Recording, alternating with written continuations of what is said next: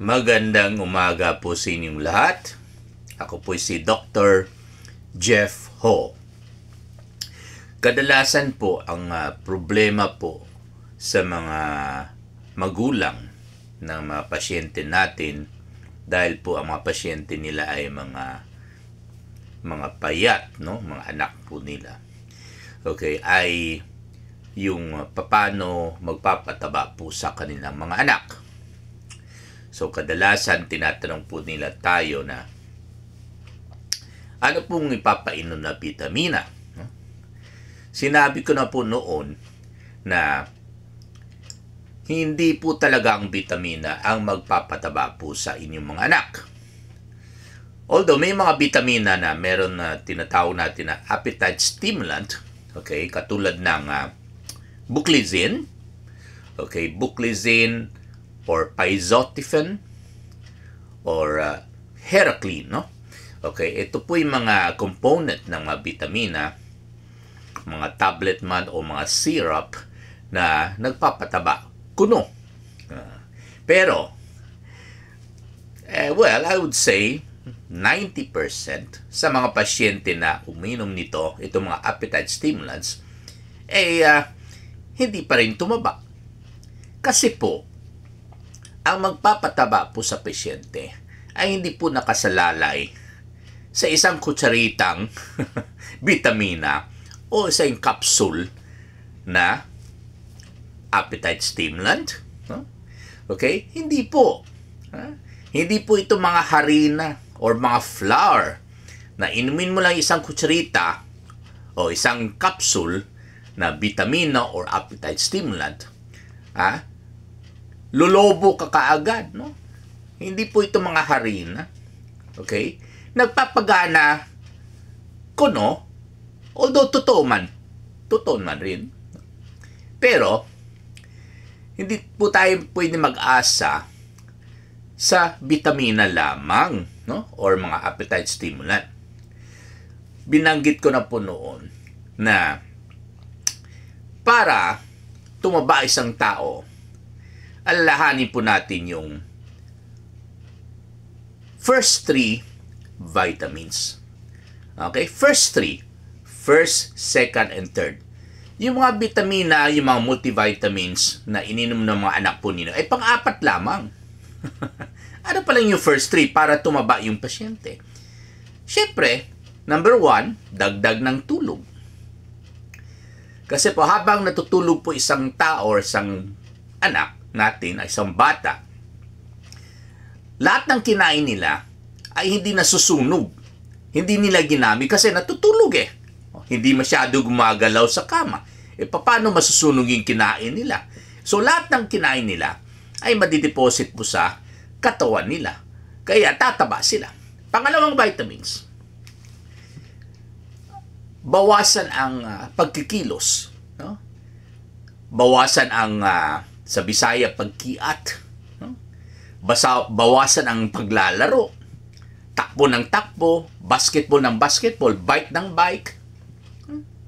Bawasan po ng pagsasayaw at lalo na bawasan po yung pagsa-cellphone. Kasi po, itong mga ginagawa po nila ay yun po ang sanhi kung bakit sinusunog yung kinain nila. At wala na po matira para madagdagan po yung laman ng katawan nila. Pangatlo, dahil po sa sapat yung tulog nila at hindi sila napapagod dahil binawasan po natin yung pagkikilos nila, ay syempre, may gana silang kumain. No? Kaya po, ang pangatlo ay syempre, kumain sa oras at sapat ang kakainin nila at balanse. Tamang kinain nila at hindi kumulang.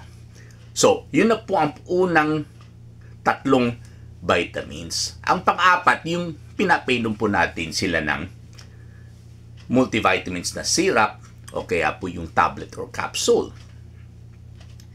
Kaya lang po, kailangan meron tayong programa para sa kanila. Kaya ang tinatawag po natin ito ay 2-2-2. Formula 2-2-2. Sa totoo lang po, hindi po ito gatas.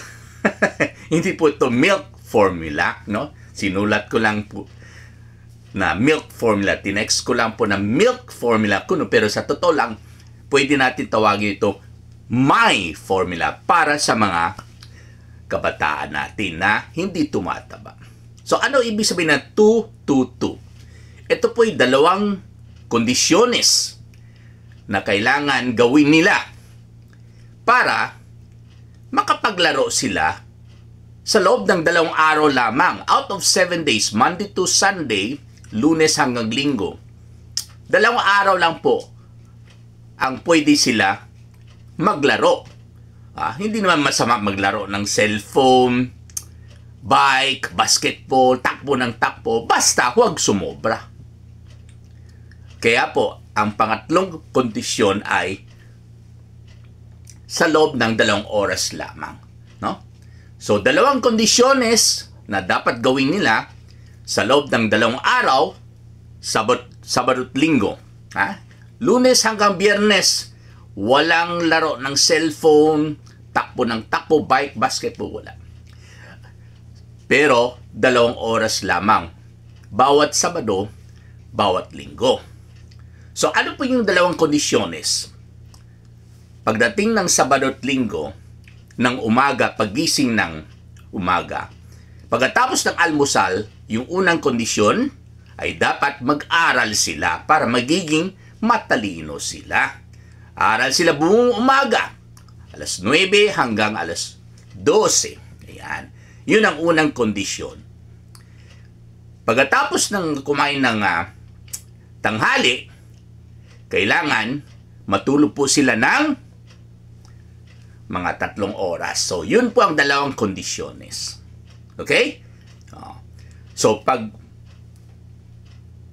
makapag-aral po sila sa umaga at makapagtulog po sila sa hapon pagkatapos ng tanghali, syempre, yung kinain nila sa almusal at saka sa tanghali ay madideposit po nila sa katawan nila at tataba sila.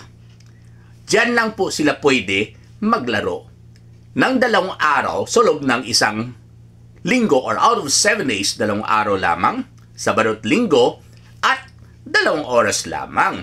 Paggising sa hapon, pwede si maglaro ng 2 oras, alas 4 hanggang alas 6 lamang. So, yun po ang 2-2-2. Maraming salamat po sa inyong lahat.